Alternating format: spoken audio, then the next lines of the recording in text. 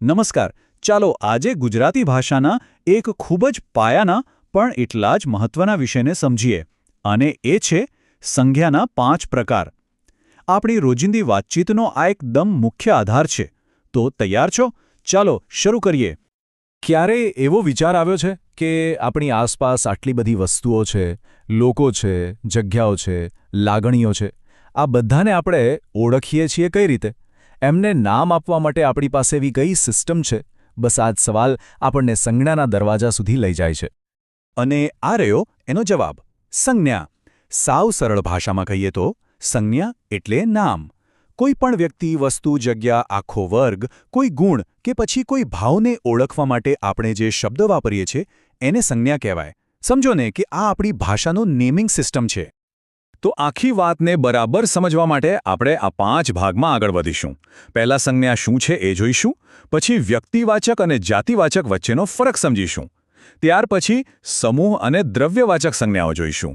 એ પછી આવશે ભાવવાચક સંજ્ઞાઓ અને છેલ્લે આ બધાનું એક ઝડપી રિવિઝન કરીશું. ચાલો તો શરૂઆત કરીએ સૌથી પહેલા અને સૌથી વધુ વપરાતા 2 પ્રકારોથી. અહીં આપણે જોઈશું કે એક ચોક્કસ નામ અને એક સામાન્ય નામમાં શું તફાવત હોય છે. જુઓ, વ્યક્તિવાચક સંજ્ઞા એટલે કોઈ એકનું ખાસ એનું જ નામ, એકદમ સ્પેસિફિક. જ્યારે જાતિવાચક સંજ્ઞા એટલે એ પ્રકારની બધી જ વસ્તુઓ માટે વપરાતો એક કોમન શબ્દ, એટલે કે એક છે ચોક્કસ અને બીજું છે સામાન્ય. દાખલા તરીકે હિમાલય. આપણે જ્યારે હિમાલય બોલીએ છીએ ત્યારે મનમાં કોઈ પણ પર્વત નથી આવતો, પણ દુનિયાની એક ચોક્કસ પર્વતમાળા જ દેખાય છે, બરાબર? એટલે આ થઈ વ્યક્તિવાચક સંજ્ઞા. પણ જો આપણે ખાલી પર્વત શબ્દ બોલીએ તો એમાં હિમાલય પણ આવી જાય, ગિરનાર પણ આવી જાય અને દુનિયાના બીજા કોઈ પણ પર્વતનો સમાવેશ થઈ શકે. પર્વત એ આખા ક્લાસ કે જાતિ માટેનો શબ્દ છે, એટલે એ છે જાતિવાચક સંજ્ઞા. આ ભેદને હજી પાક્કો કરવા માટે થોડા વધુ ઉદાહરણો જોઈએ.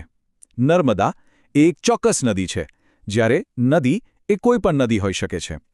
ગાંધીજી એક ચોક્કસ વ્યક્તિ છે, પણ પુરુષ શબ્દમાં તો કોઈ પણ પુરુષ આવી શકે.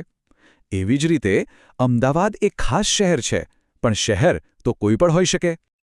સરસ. ચાલો હવે આગળ વધીએ અને બીજા 2 પ્રકારોને સમજીએ. આ બંને પ્રકારો ગણતરીના નિયમો સાથે જોડાયેલા છે. એટલે કે જે વસ્તુઓ ગ્રુપમાં હોય અથવા જથ્થામાં હોય એને આપણે કયા નામથી બોલાવીએ છીએ? તો પહેલી છે સમૂહવાચક સંજ્ઞા.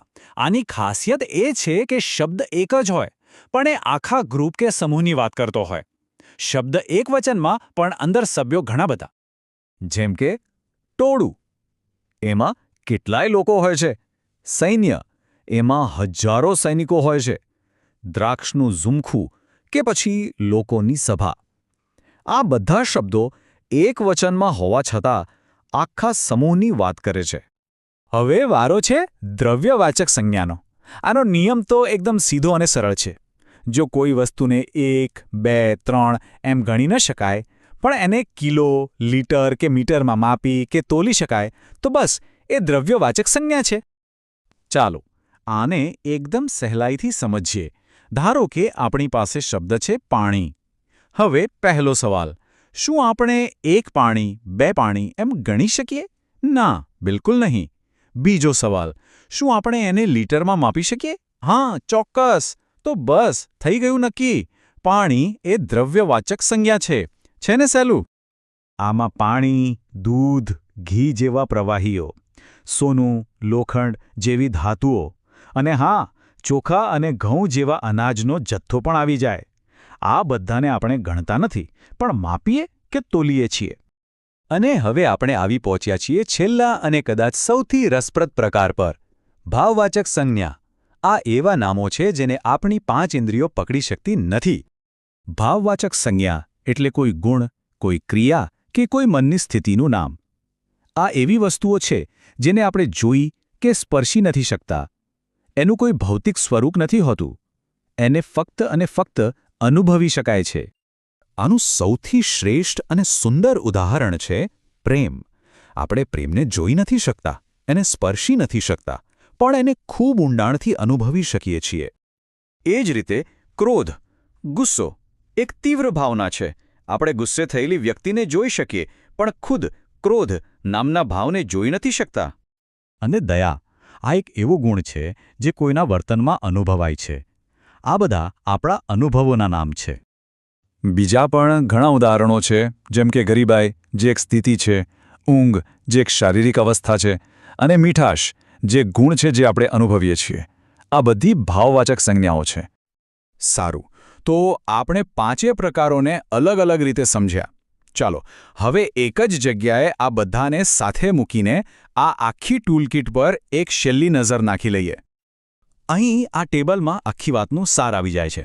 વ્યક્તિવાચક એટલે ચોક્કસ નામ, જેમ કે ગાંધીજી. જાતિવાચક એટલે આખી જાતિ, જેમ કે શહેર. સમૂહવાચક એટલે આખો સમૂહ, ઉદાહરણ તરીકે સૈન્ય. દ્રવ્યવાચક એટલે જેને ગણી ન શકાય, જેમ કે દૂધ. અને છેલ્લે ભાવવાચક એટલે જેનો માત્ર અનુભવ કરી શકાય, જેમ કે પ્રેમ. બસ આ 5 પ્રકારો જ ભાષામાં નામકરણનો મુખ્ય આધાર છે. તો આ બધાનો અર્થ એ થયો કે સંજ્ઞાના આ 5 પ્રકારો ભેગા મળીને એક એવી સંપૂર્ણ સિસ્ટમ બનાવે છે જેનાથી આપણે આપણી દુનિયામાં દેખાતી, ન દેખાતી, ગણી શકાતી કે માપી શકાતી દરેક વસ્તુને નામ આપી શકીએ છીએ અને એના વિશે વાતચીત કરી શકીએ છીએ. અને આ જ સમજ સાથે એક સવાલ મૂકીને વાત પૂરી કરું છું. હવે પછી જ્યારે પણ કોઈની સાથે વાત કરશો કે કંઈક વાંચશો કે સાંભળશો, ત્યારે શું એમાં છુપાયેલી આ અલગ અલગ સંજ્ઞાઓને ઓળખવાનો પ્રયત્ન કરશો? કરી જોજો, મજા આવશે.